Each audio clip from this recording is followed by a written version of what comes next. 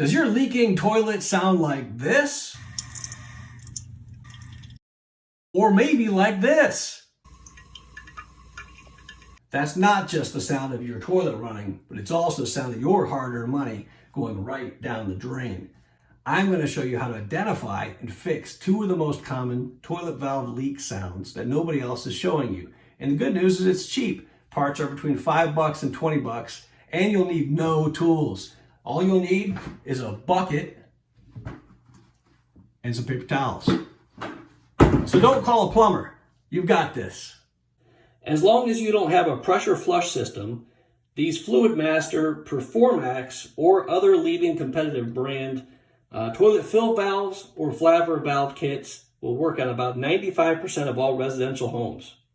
You'll need to know the difference between the sound of a fill valve leaking and a flapper valve leaking. Now listen carefully.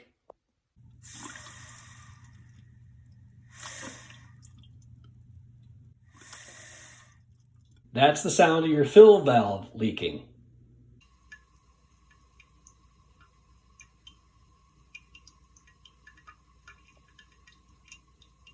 That's the sound of your flapper leaking. So you may want to fix both issues, or you may just want to fix one. We'll start with the fill valve, and then next we'll go to the flapper.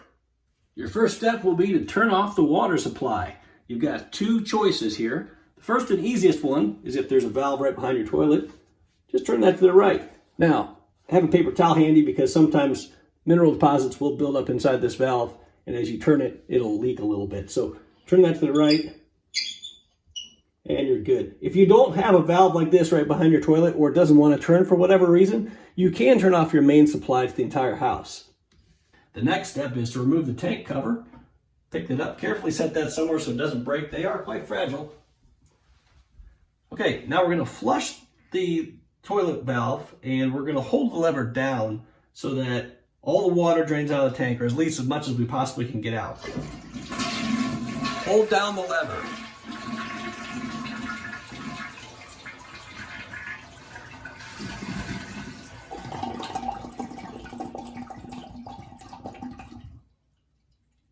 Okay, so it looks like we've got just about as much as we can possibly get out by flushing it this way. Note that this is probably our faulty part. You could even get away with just trying to do this valve repair, this flapper valve replacement here. This little rubber thing pops off. It's real simple. You replace that and it might fix our entire problem here. Because a lot of times this seal just gets bad. You can see over the years that this is kind of broken down. So that's probably the cause of our issue. But today we're just going to replace the whole unit. It's pretty simple. It's not real expensive. So, okay, now that we've got this mostly drained out, we're going to get a bucket and we're going to put that down below. We're going to disconnect this valve and drain out the tank completely. Okay, we've positioned the bucket underneath the valve and where the supply line comes in. We have two things to disconnect here. We have the supply line, which is the first twist off, and then right above it is a nut for the valve, the toilet valve that we're going to replace that you just saw from the top. So there's two things to twist off here. First of all, let's get the supply line off. Lefty-loosey. Let's give it a few twists.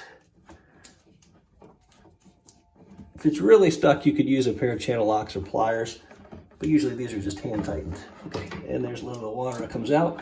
No surprise. We've got the supply line disconnected. Now there's this second nut right here to disconnect, and this is what holds on our fill valve assembly. So we're going to give this a little twist, and here's where we should expect a little bit of water to come out too. And here it comes, because we do have some water left in the bottom of that tank. So have your bucket handy, folks.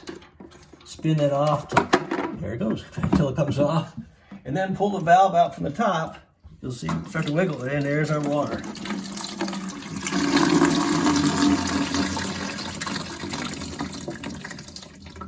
Here's the same thing view from the top. As I pulled this up before, the water came through and leaked out the bottom through the hole there. This is the valve that we're going to be replacing, so I'm going to disconnect that also from the fill tube right here. Just pull that off, and out the valve comes. Discard that.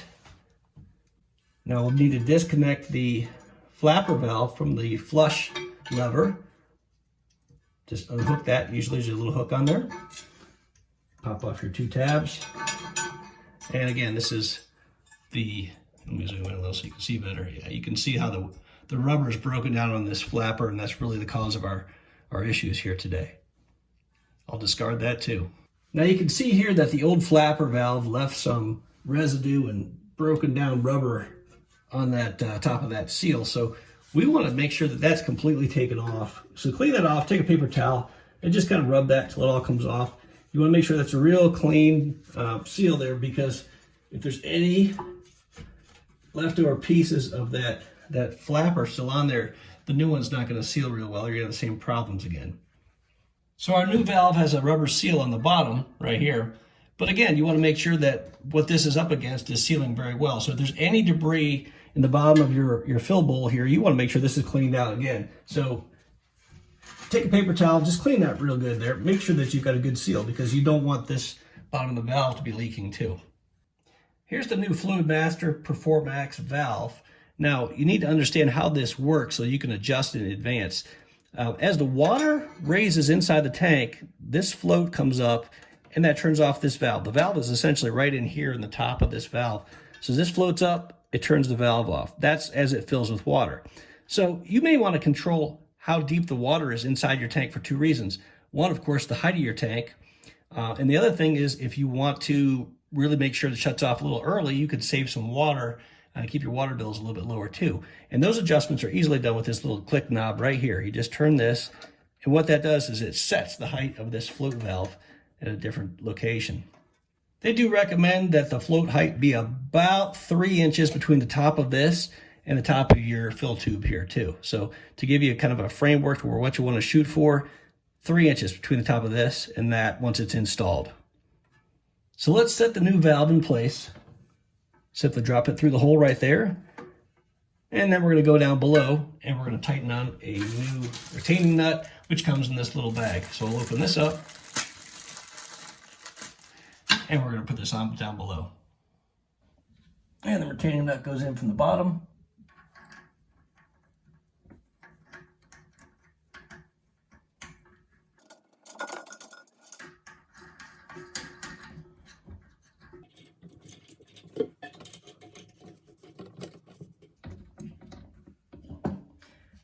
Again, you should not need any tools. You should be able to just hand tighten this in place. Give it a pretty good twist.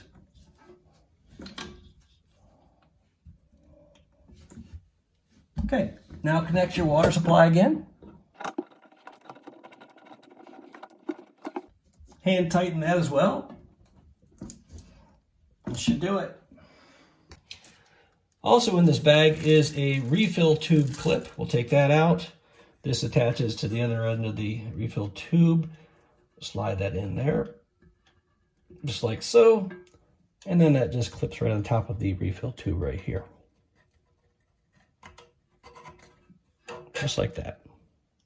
Now the refill tube also has a valve control, so you can actually turn off the water going to this. This is what flushes through the bowl. You'll see a little bit around the top of the bowl. It's controllable, so you can actually use less or more with this model. So it's kind of a nice little feature here. So you want to turn that on for sure, usually full blast, but it's up to you. One thing to mention about this assembly is that there's also a clip to lower this. So if you have a very low profile tank and you find that this is sticking up above the top, that's not going to work. So they do have an adjustment. So you just pop the clip down here on the bottom of the assembly, the whole valve, and then you can twist that into the top of the valve so it becomes shorter, and that way it will be lower in a lower profile tank. Okay, so now that it's all seated in the right places, again, you can adjust this. You can adjust this at any time. So later on, if you want to try to lower your water bill a little bit, you can try to push down this float. If the float level is lower and the maximum height is lower, then of course the amount of water that this tank is going to hold is going to be less. Therefore, every flush you make with your toilet is going to use less water, thus reducing your water bill. You also want to make sure that the flush lever does not interfere with any of the valve or any of the tubing. So make sure that this is clear here, and it appears to be. There's no difference here than it was initially. Replacement of the flapper valve is just about as easy as removal. Now this new one that I've purchased here has an adjustable setting where you can choose how much water is used per flush. I'm going to keep it close to the top here. Okay, I'm putting it back in. Instead of having holes, I've got little clip levers or little clip slots that just clip right in. And again, same thing. Reattach to the flush lever with this little clip here. You want to be mindful of a couple things. The chain, you want to have a little slack in the chain, but you don't want the chain ever going underneath the flapper or getting stuck under the flapper. If it does, it'll continue to run. So watch for that. Watch for this arm here too. If you've got one of the float valves that comes across here as a big giant float on the right side, then you got to make sure that this chain doesn't get hung up on that, or the arm, it doesn't get hung up on that float valve too. Now it's time to turn the water back on. Keep your bucket handy just in case you've got a leak. Also, that paper towel is still handy as well. And give your knob a twist to the left.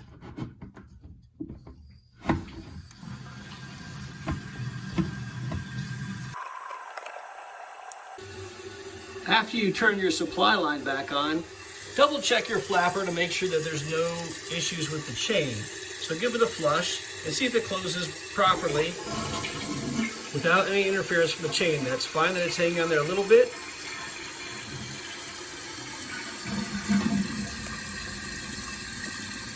Okay, that looks good.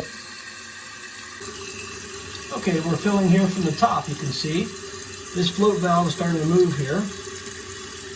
If I were to manually push this up, you'll see the water just turns off by itself.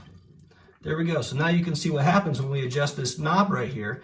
It makes that float sit in a different position, which controls the amount of water level in the tank. But I'll let go of it, and it should shut off by itself as it floats higher. And you can see it moving, and there it is. It's done. It's filled by itself. Again, if we want to raise this water level and get a little bit more water in our flushes, we can do that. We just crank this knob.